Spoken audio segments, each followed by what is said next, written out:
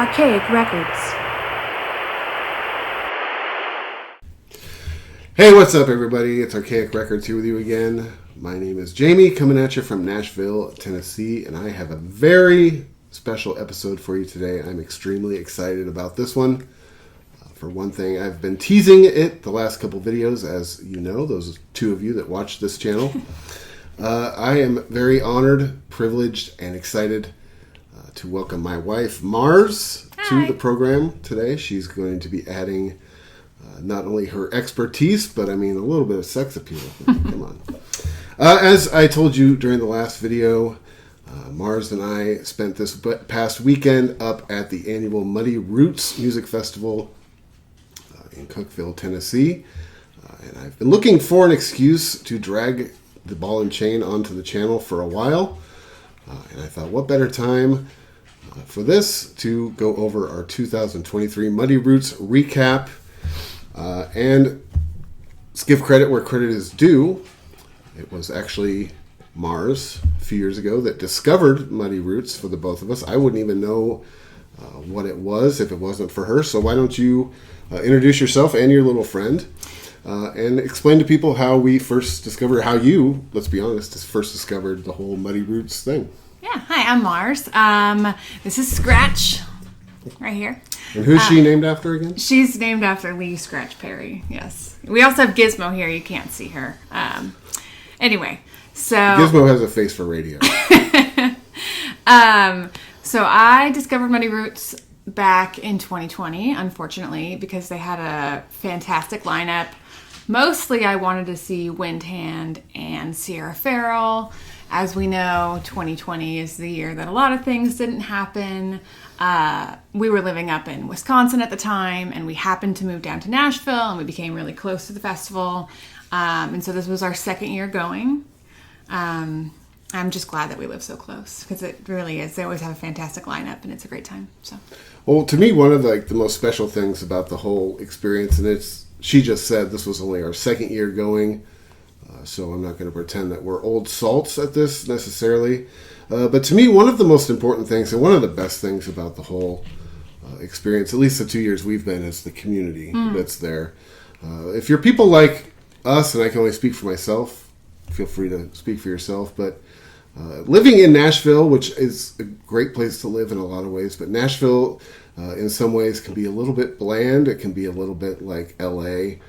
There's not a real sort of community of people that are really into this type of music, whether it be punk rock or sort of the bluegrass stuff that goes on up there, or the hobo punk, or really just the artistic sort of community. It's very come as you are, no matter who you are, where you come from. It's basically a come as you are. Everybody feels welcome, and really, I think to me that is one of the most important things to me. Is it's almost like an escape from what the real world. Yeah, I think Nashville has a punk scene. Obviously, it has a bluegrass scene. It is Nashville. But I think I love that we can just drive out to the middle of nowhere, Cookeville, Tennessee. Even maybe outside of Cookeville, it's very far, kind of out on a really cool Junebug Ranch out there. And it's just a great way to connect with a bunch of fellow weirdos. Yeah. And I love that we can just be ourselves. There's no judgment. It's great. Yeah, I love Muddy Roots. And let's talk first for just a second too about the setting. It is just absolutely beautiful out there, and the organizers and the staff are just the best. Yes. They make everybody feel welcome. They do such an incredible job. Like I said, it is just such a great escape from the real world, your 9-to-5 grind. I can't give enough love to the whole Muddy Roots community, the setting. We'll get to some of the other stuff that goes on up there. So let's get into our Friday this year. At least we arrived up there Friday relatively early in the morning. Got everything set up. We are actually becoming quite professional campers, I have to say. We got our first year we went up there. It was not. I'm a city person, and so is she. I think. And so when we go camping. The first time it was nothing nice, but this time we actually got our camp set up in about a half hour. Quick. It was good. It was good. Yeah, no fights or anything. We figured it out. But Friday, the weather was hot. Yes, it's Tennessee. It's Tennessee. And basically in the summer still, so it's going to be warm and humid. If you've ever been to Tennessee in the summertime, you know that summer in Tennessee is a damn fine time to be anywhere else in the country. But we got everything set up, headed down into the actual festival grounds. And one of the first things that we did, but they didn't have actually in 2021, that the first year we went, was they had the punk rock flea market mall, which was absolutely incredible. We both went through, but any vendors to you that stood out specifically? I mean, the whole thing was just... Yeah, it was great. It was almost kind of too much in a positive way to... there's so many vendors that we're going to miss talking about. I'm sure if you go to the Muddy Roots Instagram, you can find all of them. I follow Pine Howl online. It's handmade jewelry. A lot of... Aren't you wearing the Pine Howl? No, this is Stelle, I think. I'm probably pronouncing the name wrong.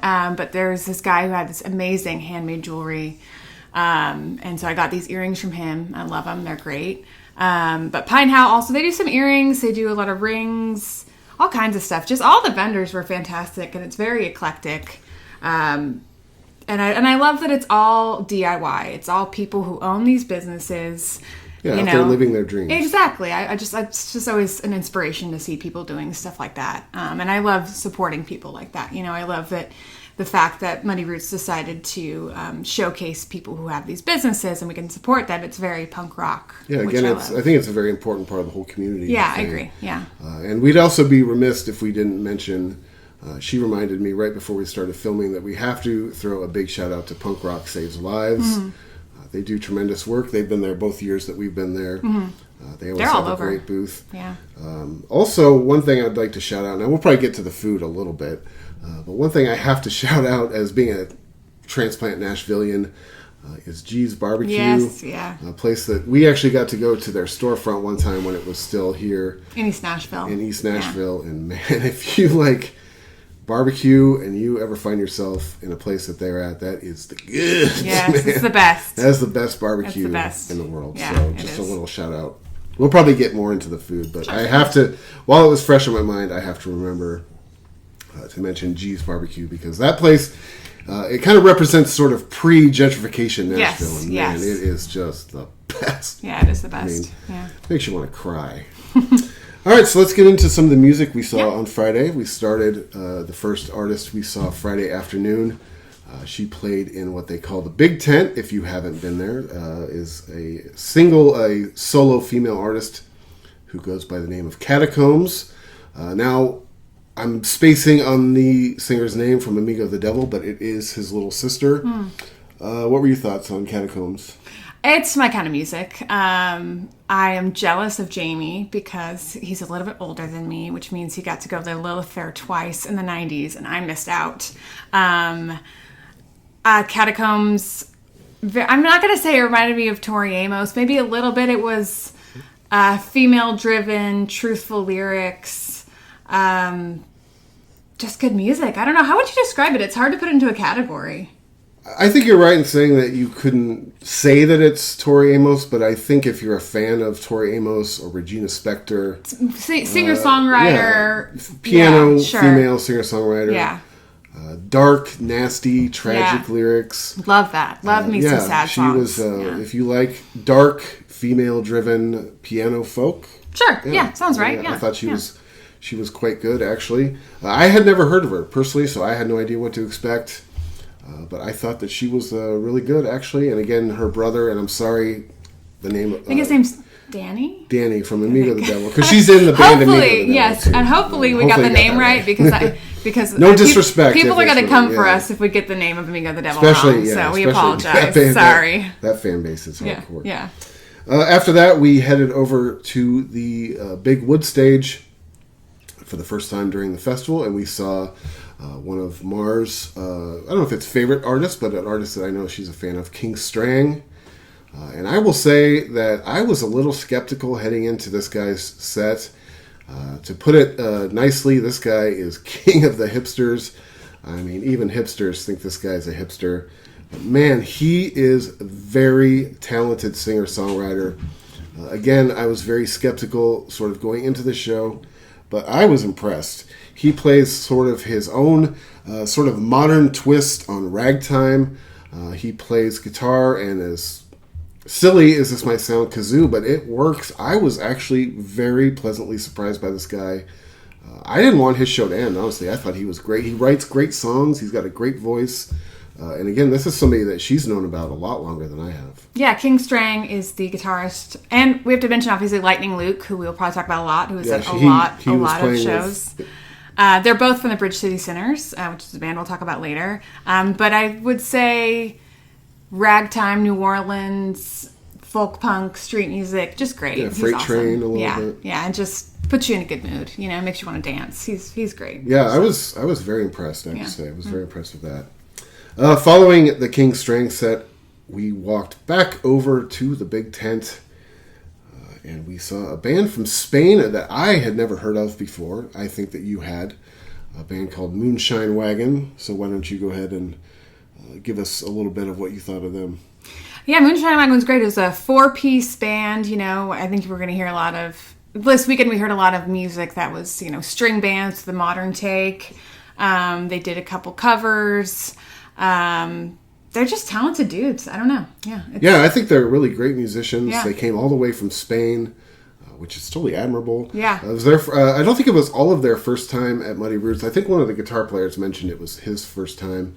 To me, it's sort of Metallica meets, you know, like railroad bluegrass.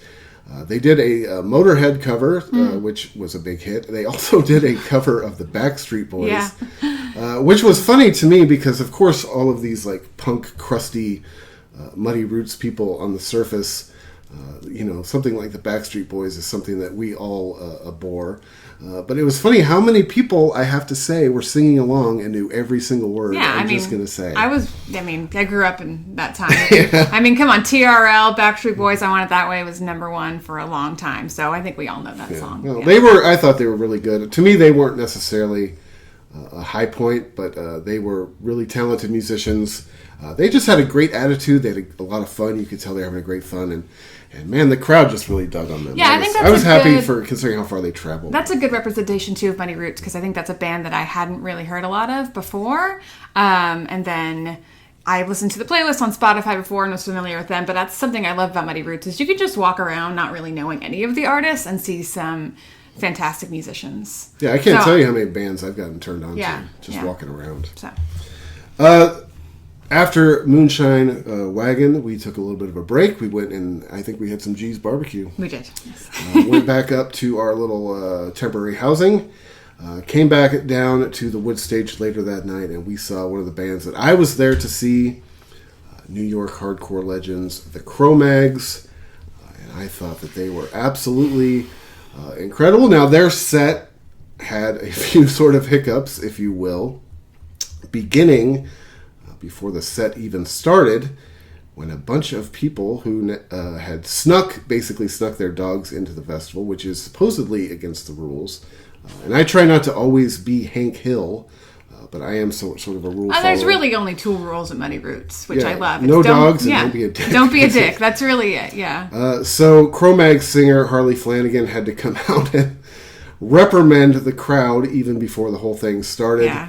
To get their dogs off of out of the mosh area. As he said famously, he said, "Haven't any of you hillbillies ever been in a mosh pit before?" I thought that was personally Yeah, he funny. said this isn't a barbecue. He's a funny guy. I wasn't really familiar with the Cro-Mags, but he's really charismatic. We got to meet him after the set, and he just seems like a really cool dude. He's a really great guy. Yeah. Also, during their set after the first song, they had some guitar technical difficulties. And really, any time you get Harley Flanagan to just stand there in front of a microphone and ramble, it's probably going to be one of the funniest and most entertaining things you've ever seen. Also, during their set, they had to stop for a medical emergency. Oh, yeah. Which he handled very well. Yeah. He's known for being kind of a dick sometimes, but he handled it very well.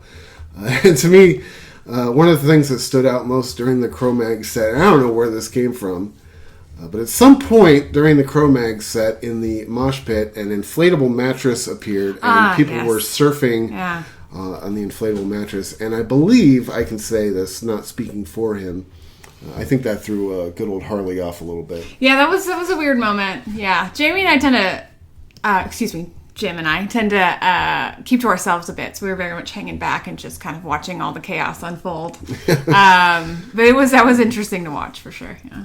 But as she mentioned, we got to meet Harley Flanagan back at the merch tent after the show.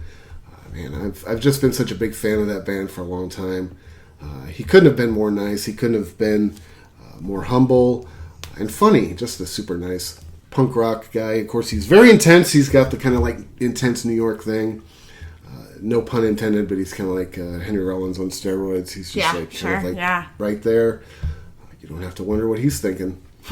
After that, we went and checked out a little bit. We didn't see the whole thing, but we checked out a little bit of a band called the Goddamn Gallows. Now, as she mentioned earlier, this is you can walk around Muddy Roots and just, see things that you'd never heard of before. This was a band in 2021 that I had never even heard of before. And I got to see them for the first time then, and we checked them out again a little bit. We didn't stay for the whole thing for Goddamn Gallows. Man, I thought they were pretty good. Yeah, they're definitely the band that always plays Muddy Roots that nobody is surprised to see on the bill again, and they're awesome. They're great. Yeah, it's a mix of punk rock and bluegrass and psychobilly, biker music, Motorhead vibes. They're very eclectic and they're fun. Yeah, it's like Jack Sparrow meets Lemmy, sort of. Sure. Yeah, that's a good way to say it. After that, we headed back over to the big stage to see one of Mars' favorite singer-songwriters, Pete Bernhard, from The Devil Makes Three. And I'll let you take this because I know you were a huge fan of him. Yeah, it was just a cool opportunity to be able to see him because obviously The Devil Makes Three, first of all, they haven't toured in a little while. They are touring again this year. They're not coming to Nashville, but so it was cool to be able to see him in this sort of smaller setting. Also, during the festival, the cool thing about Muddy Roots is you will see your favorite singers disperse through the crowd, and as long as you're cool, you can go say hi, and it's a great opportunity to get to meet people, which was great. We, like I said, we're a little more on the shy side, so we were not introducing ourselves to a lot of people. But either way, it was cool to see. I think Lightning Luke and Clyde, yeah, and came out and played with him afterwards because they were on tour early. It was just, once again, a good representation of Muddy Roots. Somebody that it would be kind of hard to see, regularly or normally they play a huge venue, and he decided to come out to this. He played a lot of his solo music. He talked about his experiences as a musician coming up. You could tell he was just having a great time. Yeah, and it's cool. It's just a lot more low key, a lot more like, I don't like the word intimate, but sort of, it was just a very unique setting. It's hard to see your favorite artists in this close, Yeah. It was cool. Yeah. After that, we headed back to the big tent. Our Friday evening ended with California skate punk legends Suicidal Tendencies. This was one of the bands I went to see.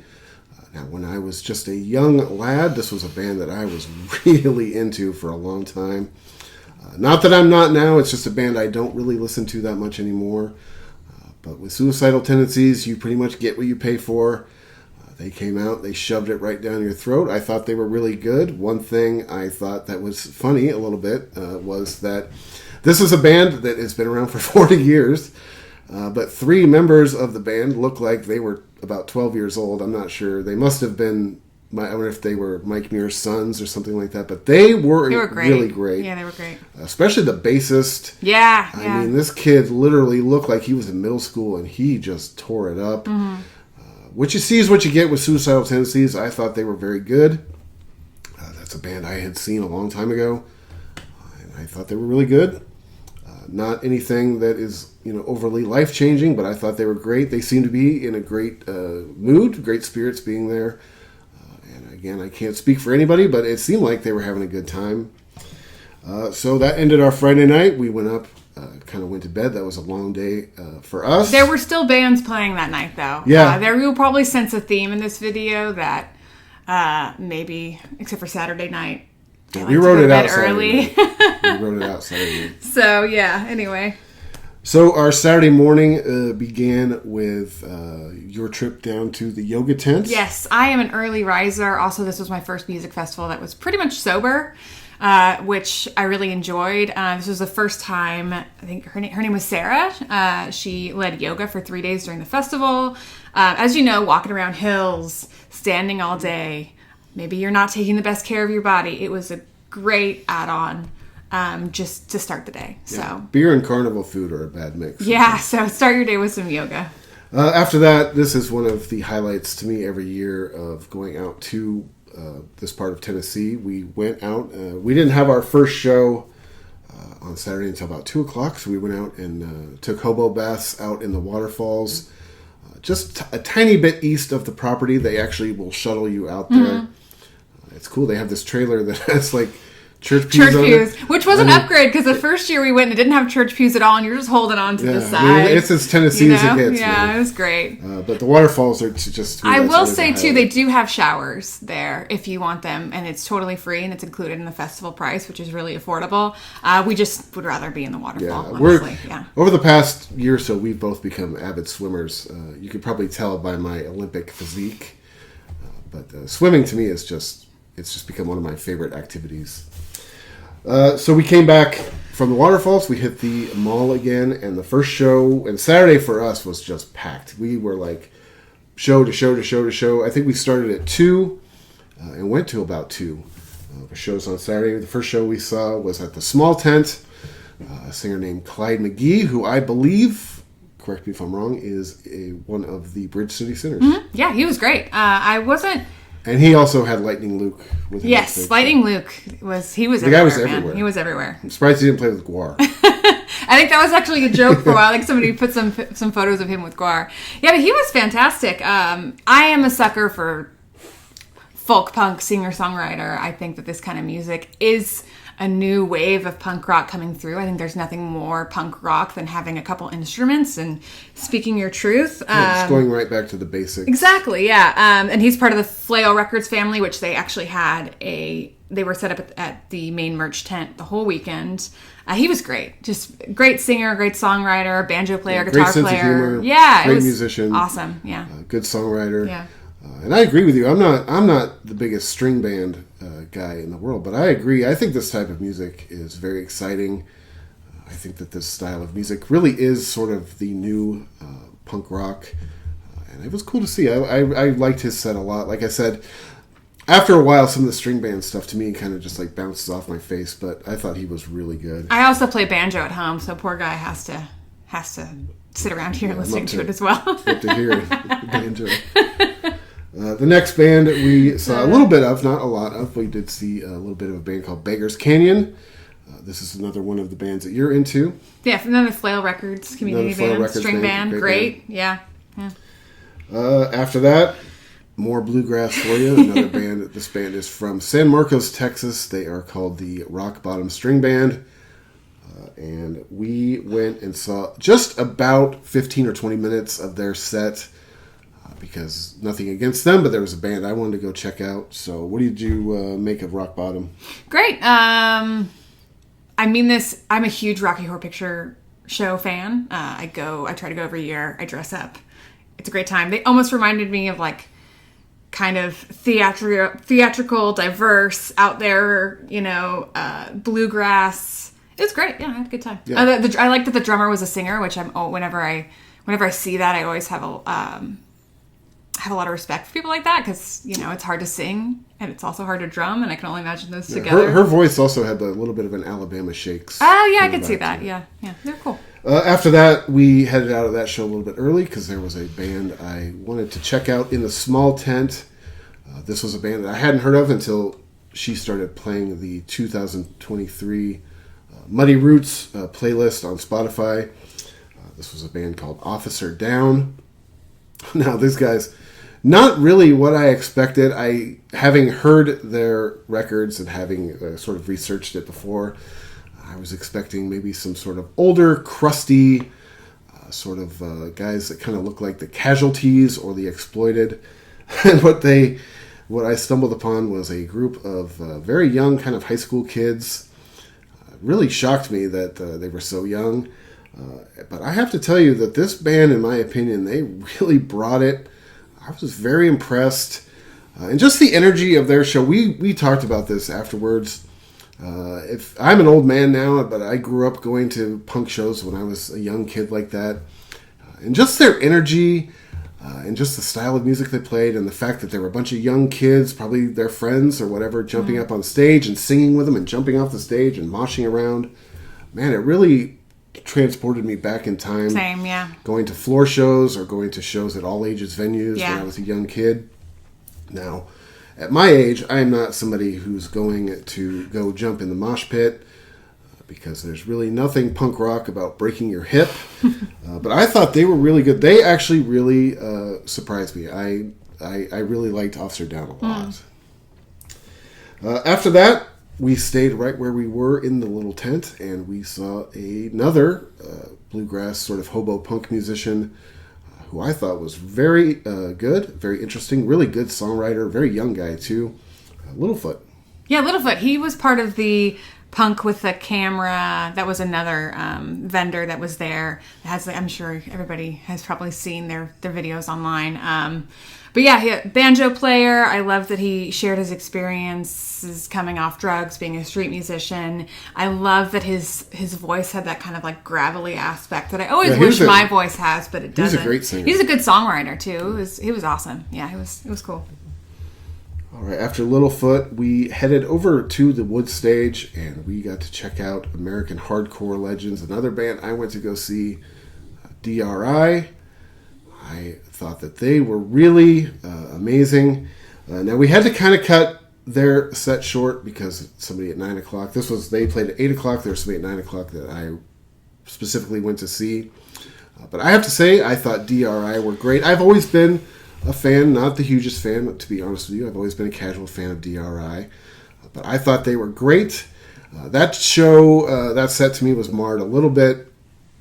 Nothing of the band's fault, but the fight broke out right in front of you and I, which is so not a Muddy Roots sort of experience. But the security and the other fellow members of the audience that were able to stepped in really quickly, broke it up. They helped. They have obviously a whole system in place to kind of self-govern, which is very much what Muddy Roots is about, the situation. They handled it really fast, didn't get out of hand. Yeah, Never fun to see, but I mean, it's Muddy Roots was a bigger year this year, so I think the more people that come, the more likely this stuff's going to happen. Unfortunately, yeah. So. I mean, anytime you have a gathering of people, there's going to be some blockades. Yes, yeah, but they handle it for sure. And I don't even think the band knew what was going on. No, I don't think they did. It ended so quickly. But it was right in front of us, so we did notice it. Yeah, I mean, it was like I actually they got shoved into us. There was a couple punches thrown. I don't know. It was a lot. Yeah. After that, we left a little bit early from the DRI show to go see the number one band that I actually went to go see, a band that I have been listening to literally since high school, one of my favorite bands of all time, the Dead Milkmen. Now, I have to name drop a little bit. I have a broom over here to sweep it up in just a minute. But earlier that day on the Midway, you and I actually got to meet and have a legitimate conversation with Rodney Anonymous. We did. Yeah. That is one of the highlights of my life at this point in time. As he was approaching us, I did the thing where I told her, I said, "Act casual. Act like we're talking. Act like we're talking." Yeah, we had a pretend conversation, and we're like, "Oh, hello." As he walked up on us, I turned around, and I don't know why, because I'm usually, as she said, we're usually both fairly quiet, shy people, and I was like, "Hey, Rodney." And he turned around, and we actually had like a legitimate conversation. Yeah. A lot of times now, when we met Harley Flanagan, I also got to meet very briefly the singer for DRI. I mean, those were like merch booth conversations, but I feel with like Rodney, we actually got like a real. It wasn't long; it was like just a couple minutes, but a real conversation. It was great. Cool. It was cool. And that again is one of my gateways into this kind of music, and he's just sort of this like neurotic little like East Coast guy. It was awesome. I think that's another thing I love about Muddy Roots. Once again, is going back to the fact that a lot of the times these musicians that you've been wanting to see are hanging out in the crowd. They're hanging out before. It's such a casual, laid back atmosphere that I'm hoping that they don't get bugged too much. That you can just be like, "Hey, what's up? Love your music." You know, it's really great to. Right after our conversation with Rodney Anonymous, I was walking down the Midway And I saw guitarist Joe Jack Talcum walking down, but he seemed a little bit overwhelmed, so I didn't want to approach him because he seems like a guy that gets overwhelmed. But as far as their show goes, man, the Dead Milkmen brought it. They always do. Like I said, they are one of my favorite bands of all time. I absolutely love those guys. They just never phone in a second of it. Rodney Anonymous during the show, he brought it, as he does. He always does this. He likes to pick on the people and places he is. It's not hard to do living in Tennessee, okay? It's not hard to find people to pick on that are in government. He brought out some pictures of our illustrious governor, Bill Lee, and he kind of went to town. I thought they were absolutely amazing. I love that they do their research, though. Yeah, That's great. Yeah. After the Dead Milkmen ended, we headed over to the Wood Stage again to see one of her favorite bands of all time, the Bridge City Sinners. Yes, I left a little early. Sorry, Dead Milkmen. I wanted to get a good spot because it was a really crowded set. Bridge City Sinners, they were supposed to play the first year we went to Muddy Roots, and unfortunately it didn't work out that year. They were also supposed to play in 2020, so that's 2 times. I had wanted to see them, wasn't able to. And they did not disappoint. No. Super fun show. A lot of energy. They've been playing together for a while. They know what they're doing.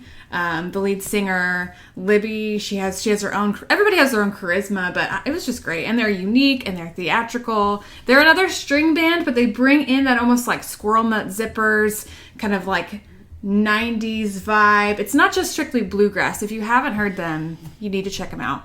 Because they're great, but they're definitely it's almost like neo vaudeville almost. Yeah, it's hard to pin down exactly what they are, but they're fun and they interact with the crowd. And there was a proposal on stage, which was great. That was great. It's these days it's not hard to make me tear up a little bit, but it got me a little emotional. There's bubbles. Mm-hmm. It was great. I think Gizmo's on ours. Is she Gizmo? Excuse me. Technical. One thing I appreciate about seeing that band live, and I don't really know anything about that band apart from listening to them with her, but in the car all the time. You get the feeling that band, they're all just such a tight group of friends that the energy of it like really comes through. I thought they were good. Again, it's not a band that I know a ton about.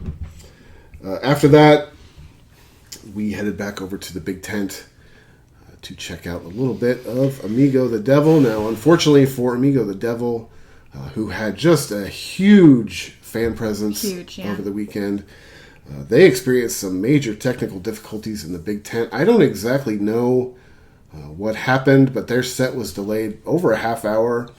And then when they began playing, I mean, the lighting wasn't really working, and the sound, you could tell, was really I think the lighting was fine. I think it was a sound issue. We're not exactly sure what happened, but they didn't let them drag them down. They played. No, they were. Everybody. That was one of those bands that everybody the festival was is there to see. And we were lucky enough because we live in Nashville. We were able to see Amigo the Devil play a writers round. It was just him and a guitar with a couple other people back in like December. So that was our first time seeing him with his full set, which was a whole nother experience. It was great. And he lives in Nashville now. Yeah, too. Yeah, I think so. Yeah. All right, after that, we headed back over to the Wood Stage for what, to me, was one of the not surprising because I'd seen this band before, but one of the highlights to me of bands that I didn't specifically go to see. And there's another one of your favorite bands from Philadelphia, Heavy Temple. Yes, they were great. It was cool because we saw them the first year that we went to Muddy Roots 2021. They were a band I hadn't heard of. They're very much that kind of like stoner metal, 70s, bass heavy. The lead singer plays a star bass, which I just love. She's badass. She's great. And she's just super. She was at the merch table. We got to meet her. I bought a bunch of stuff, of course. And they just bring it every time. Yeah. Yeah, I like your 70s analogy. To me, it sounds kind of like 70s Bowie meets Kiss meets Heart. And she is just a badass bass player and singer. And they had a replacement guitarist this time. They were a very late replacement for somebody who had to cancel at the last minute. Of course, they're Muddy Roots alumni. She mentioned during the set that this was their 5th time playing. So I think that their guitarist had a hard time getting there such short notice. Yeah, but the guitarist that played was great. Yeah. She's awesome. Yeah. For me, that was probably the highlight of bands that I didn't specifically go to see. So by this time on Saturday, we're dead. Yeah. I'm pretty much dead. Yeah. I mean, we had to walk up this hill to get back up to our campsite. I'm pretty sure she had to carry me, honestly. We walked by the Pentagram String Band, which were great. We only saw a little bit of, unfortunately. I think we're going to really disappoint some people with the bands that we didn't see. But it's just another one of those bluegrass bands. It's also, honestly, after Heavy Temple, I thought they were so good. Yeah, that was a great way to end the night. I was so happy to see them. Very energetic. I was sort of mandolined out by that point. I'm not going to lie to you. So Sunday morning, we wake up. You hit the yoga tent again. Did, yes. Now Sunday, first thing in the morning, it was just hot. So we went and we did the waterfalls again. We actually spent about 2.5 hours at the waterfalls this time. Came back. Man, Sunday was hot. It was too hot Sunday, honestly. So we decided that we were going to tear down our campsite early before the heat of the day. We're going to repark, and we're going to spend the rest of the day kind of walking around and just still checking out all the shows and everything. Mm-hmm. But instead of camping there Sunday night, we would decide to... and, you know, we had to get home early to see the dogs. Codependency over here. So about 2 o'clock on Sunday, we went and saw a band that I absolutely fell in love with. This was a band I really only knew by name. Again, I believe they are on the 2023 Muddy Roots playlist on Spotify, and that band is called Hanging Judge from Atlanta. Just straight ahead, street, working class punk rock. I'm going to order a record from this band, and I am going to cover them on this channel because I absolutely fell in love with this band. I mean, this is like Jamie music right here. Yes, I mean, yeah. She was looking at me the whole time. One, because it was like 200 degrees out there. Yeah, it was hot. And, but there's shade at the wood stage, so it's another reason. Wood stage isn't the worst. Yeah. And two, because I was probably just grinning ear to ear. I love those guys. Yeah. I thought, as far as bands, I mean, them and Heavy Temple to me were the two non-legacy highlights for me. I absolutely loved Hanging Judge. I cannot wait to order their records. And hopefully, man, I would love it if they came to Nashville. Who was the... Was it the bassist that's in another band? The bassist from the Queers is. That's what it is. Yeah. Also, yeah.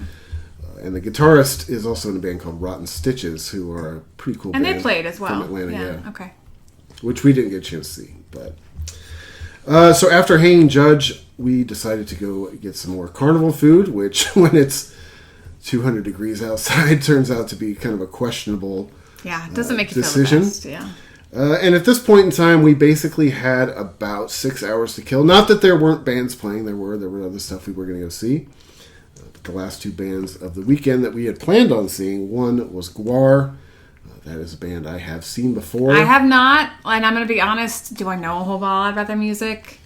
No. Did I want to go for the insane stage show, wear a white shirt, get covered in blood? Yes, I did.